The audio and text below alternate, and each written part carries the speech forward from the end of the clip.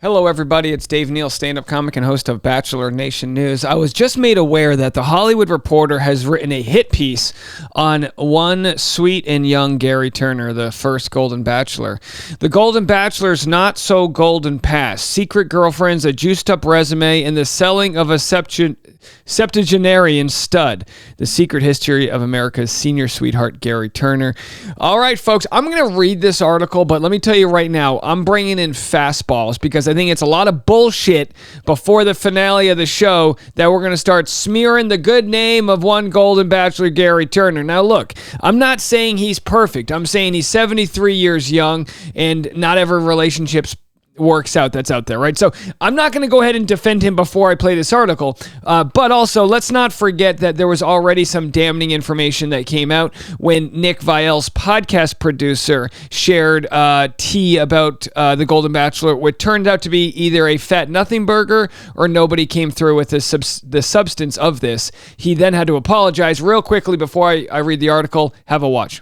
Dirt on Gerry. So I got a message from someone whose dad worked with him. Of it. Okay, go ahead. So this was like you got a message from. Girl okay, I'm sorry. I'm just shut the fuck up. Start over. So Nick already says I haven't approved of this dirt here.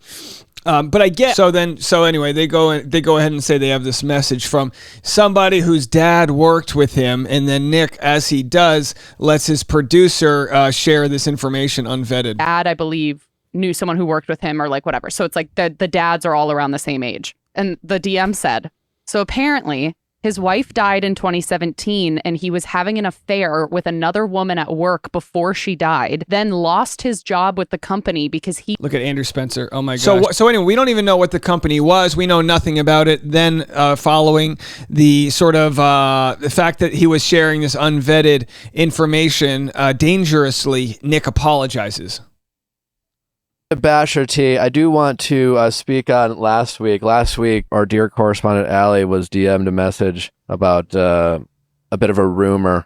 And typically on this show, if you've listened at all, we tend to try to fall. This is a boundary we've set for ourselves on this show that we didn't enforce last week. But typically, we don't like to speak on rumors or things that are on the internet. All right, so then he works his way to an apology saying we violated our own boundaries. We spoke on a rumor, right? Well, no rumors here. We've got the Golden Bachelor. It just looks like some crazy hit piece. My guess is it doesn't deliver. Here's a quick video of what the Hollywood News shared. It looks like the Golden Bachelor may have a not-so-golden past. 72-year-old Gerry Turner was plucked from obscurity earlier this year when it was announced that he would be ABC's first Golden Bachelor. He's 73. He dates women in their golden years and all looking for a second chance at love. All right, so anyway, let's read the article. No one ever said Gerry Turner was perfect, okay? No one wanted a Golden Bachelor who was perfect. And maybe this is because my grandfather, he's in a home now, but he was a rotten guy. He was. I'm not giving men a pass here. I just think it's just ridiculous what we're about to read. Let's have a listen. By sharp contrast to the young cads with six-pack abs previously populating the hot tubs on ABC's The Bachelor, Gerry Turner, the handsome 72-year-old star of the Golden Bachelor spinoff, brought fresh air and life to the franchise with something rarely seen on reality TV: genuine depth and sensitivity. Still a grieving widower, Gerry cried real tears during the opening episode when he recounted the story of Tony, his beloved wife of 43 years, who tragically died of an infection just 1 month after their move to their dream retirement house on Big Long Lake in Hudson, Indiana, population 537. It was a dramatic backstory, but our Bachelor was able to switch gears and interact easily with the attractive and equally senior female contestants on the show.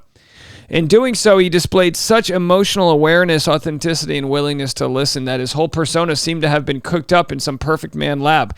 Yeah, it's called a flipping edit. They edited him to look that way. The ladies, as they're called in the program, quickly started to swoon and declare their love for him. And let's face it, we all fell for Gerry. Evidently, the world also saw that magic while watching Golden Gerry and the Women. The premiere earned the highest multi-platform rating for the Bachelor franchise since 2021, with a combined 13.9 million viewers. It set a streaming record as ABC's most watched episode of an unscripted series ever on Hulu after 35 days of viewing. The idea that this guileless man was reawakened before our eyes to contemporary life. I mean, I haven't dated in 45 years, he told Entertainment Tonight, made him a hugely compelling character. He seemed so wholesome and almost preacherly that on The Daily Show, comedian Louis Black joked, this guy is like if the word G. Willikers became a person. But even in this golden variation, this is at bottom a reality show, a genre mostly known for its frequent disconnection with reality.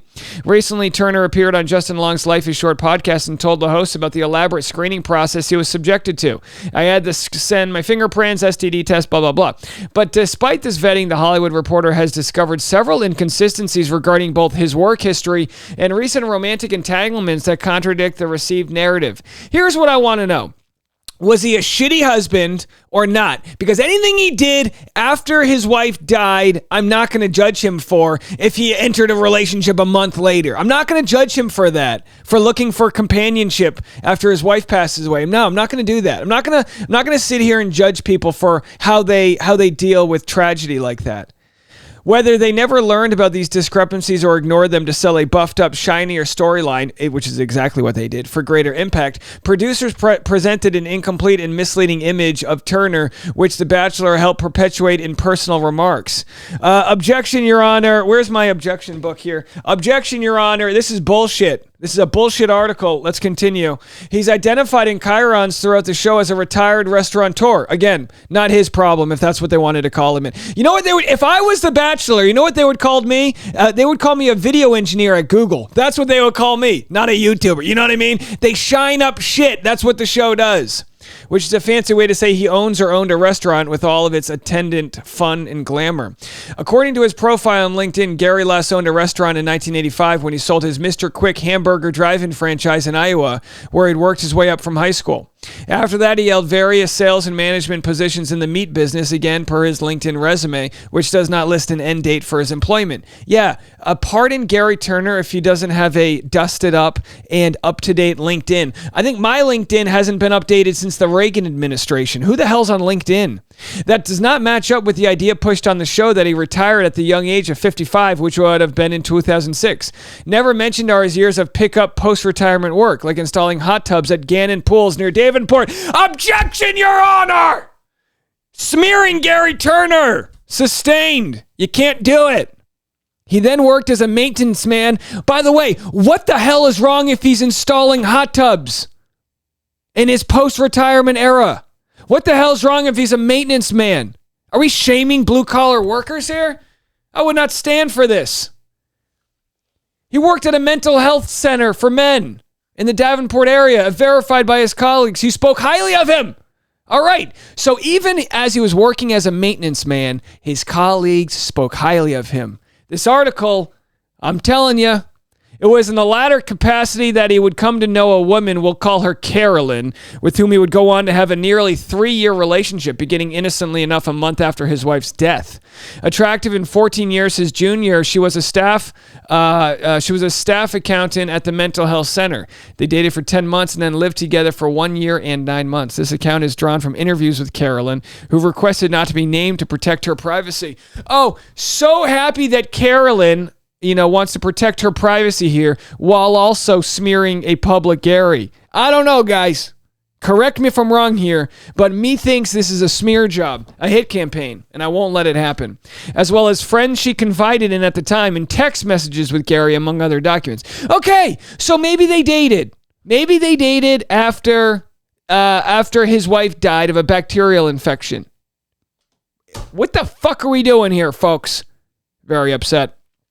The fact that he started dating is not unexpected. Duh. He was single and a widower after all, not cheating. Well, there you go. I rest my case. That's the episode. Everyone have a good day. Okay, no, this is ridiculous. But his amorous activities certainly didn't align with how he regularly yanked viewers' heartstrings with on-air announcements about his lack of a love life since his wife died. He later touchingly admitted to one pre-show kiss on the Bachelor Happy Hour podcast.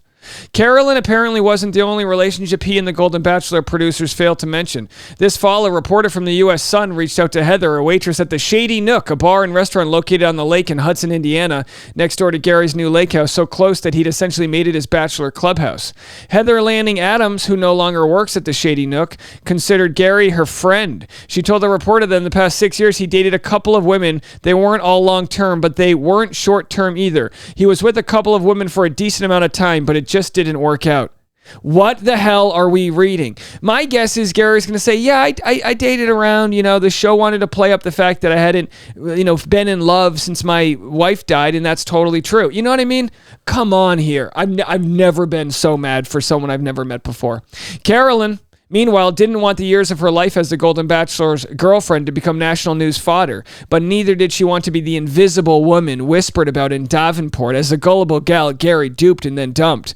I just can't believe this has happened to my girlfriend, said Susan McCreary, a close friend of Carolyn's. When Carolyn and Gerry first started dating in September 2017, my husband and I took them to an Iowa Hawkeyes football game, Susan said. I thought, this guy's legit. This guy's a really good guy for her. McCreary recalled watching the show and hearing Gerry say the line about not having been kissed in 6 years, and I'm like, what? He's got to know that people are paying attention to this show. I'm just flabbergasted.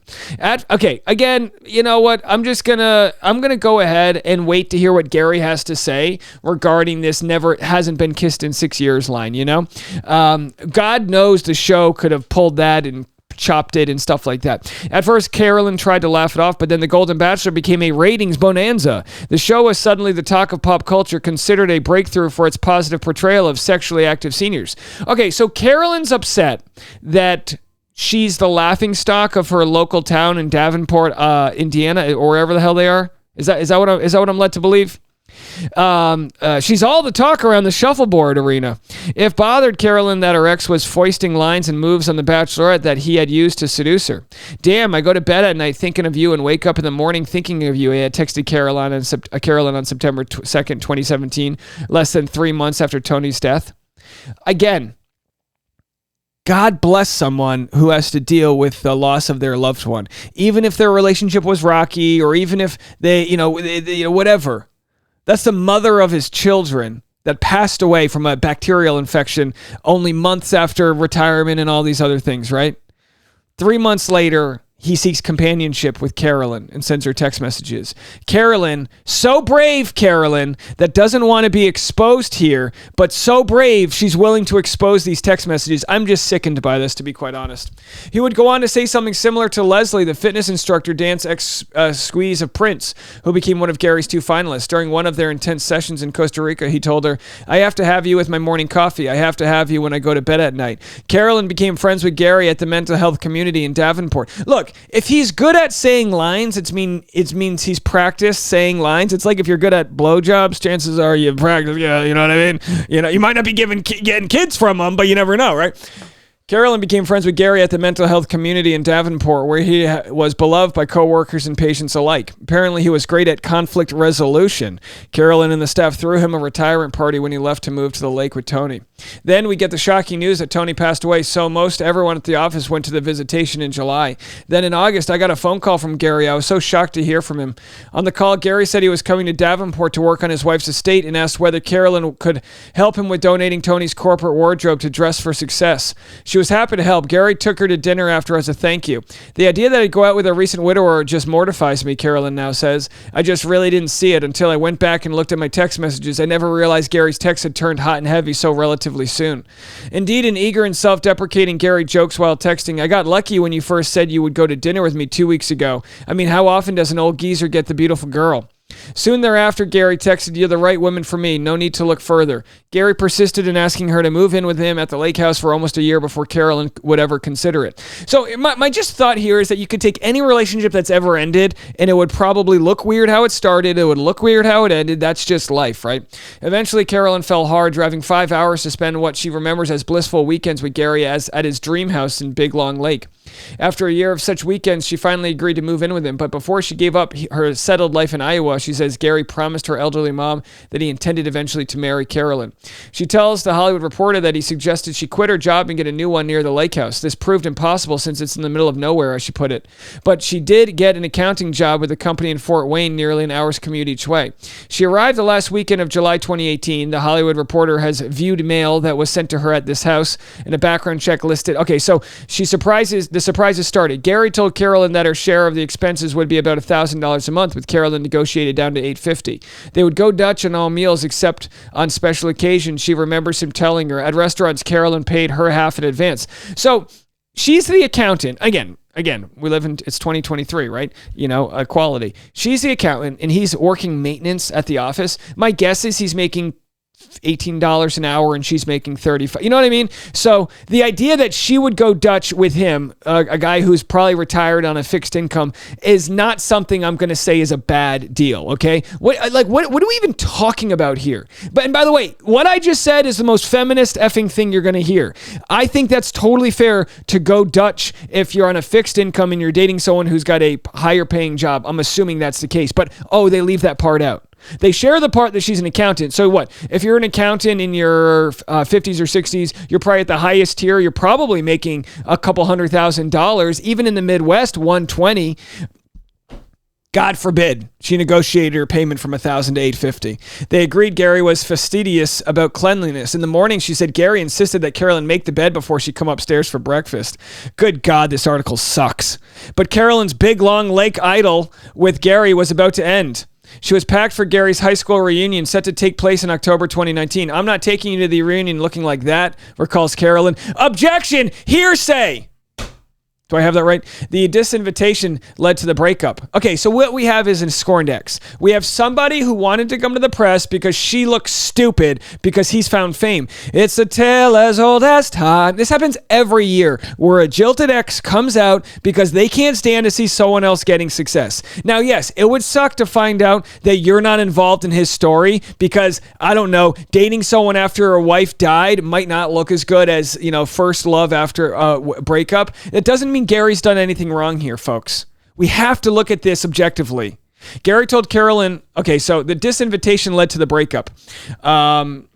I don't want to skip any parts. She was packing for Gerry's high school reunion. He says, you're not going looking like that. Carolyn recalls him saying as he pointed to her body, she'd put on 10 pounds from stress, she says, but certainly wasn't fat. Okay, so she's saying he's fat shaming her and not inviting her. These are heavy words. We'll have to hear what he says. Gerry told Carolyn to be out by January 1st, 2020. He volunteered to cover the cost of her U-Haul as long as she paid the vendor and he reimbursed her. All right, so there's a lot that's missing there. Basically, they get in a fight and they break up. So she's acting like she's kicked out of the house. I think she'll be fine. She spent her first packing day alone while Gerry was out. Okay, Gary's not helping you pack as you leave the relationship. She says she was so frazzled that she fell down the stairs, requiring a trip to the ER and foot surgery the following day, as confirmed by a hospital bill viewed by The Hollywood Reporter. I'm sorry she hurt her foot. I hope she has good health care. She's making it seem like Gerry kicked her down the stairs. Gerry arrived home that night and, as Carolyn recalls, accused her of using the fall as an excuse to prolong her stay and suggested that she was planning to sue him for causing the injury. In the end, she says he refused to allow Carolyn to stay in their love nest during the final week of the 2 weeks notice she was required to give her boss before leaving her job. He told her to go to a hotel. It was the dead of winter and Carolyn struggled to get to her car and her walker. Gerry at her side, as she recalls. She might have been any one of the roseless golden bachelorettes, told by a suddenly somber Jesse Palmer to take a minute and gather your things. This is reading like the worst Hallmark movie I've ever seen. I really wish this would have worked out, she remembers him telling her. Call me when you get to your hotel so I know you made it safe. Carolyn shares her account of the tumultuous breakup with friends and relatives who confirmed this to The Hollywood Reporter. 3 years have since passed. In the sneak peek for the program's finale, which airs November 30th, Gerry is shown sobbing about his tough decision. He'd chosen to spend one night each with finalists Leslie and Teresa back-to-back in the fantasy suites and separately told each that she was the one. I don't know if that's true. I don't know if he told each of them that they were the one. He did say that he loved each of them. By now, the gold dust was falling away. Gerry was fitting more into the typical bachelor profile. He appears distraught on camera. The only time I felt this bad in my life is when my wife died, and this is a goddamn close second. The third would have been when I kicked that bitch down the stairs. I'm kidding. He didn't say that. He didn't say that, guys. Later, these are jokes. Later, he blubbered, I took a really good person and broke her heart. True, but for Gerry, that should be getting easier with experience. Yikes. a smear campaign written by the Hollywood Reporter. And look, I don't know. It was actually written from an actual literal lyrical point. I think it was written very well by Susan O'Malley and Barbara Lippert. I think it was written very well. I just think at no point in this article did they say they reached out to Gerry Turner for comment. At no point in this article did they say they tried to get in touch with anyone that would be from his side. Think of this objectively, folks. Imagine a scenario in which your ex was interviewed. Put yourself in their shoes. Imagine a scenario in which a story is told from one person's perspective. A story so intimate as moving in and the bitterness that comes with a relationship that didn't work out. So what? It started 3 months after their death. Let the person who can judge Gerry, let the person who has been in that experience, who has taken the high road when you're dealing with all of the, issues of loss and all these things, let that person cast the first stone. This is absolutely ridiculous. This article is absolutely ridiculous. And I'm not saying that to defend Gerry and say he's a perfect person. Let this be an example that just because you're the lead on a show doesn't mean you're a perfect guy. Just because you're the lead on the show doesn't mean you've made all the right decisions in life. But I'm going to judge him from what I get to see, not from what is told through, the lens of somebody who obviously is very disgruntled. Again, will I regret this opinion if more things come out? No, because I'm going by the evidence that I've seen, that this article is completely one-sided. It's a great example of journalism we see in today's world. It's meant to tell a story, not necessarily the story. Let me know what you guys think. Good gracious.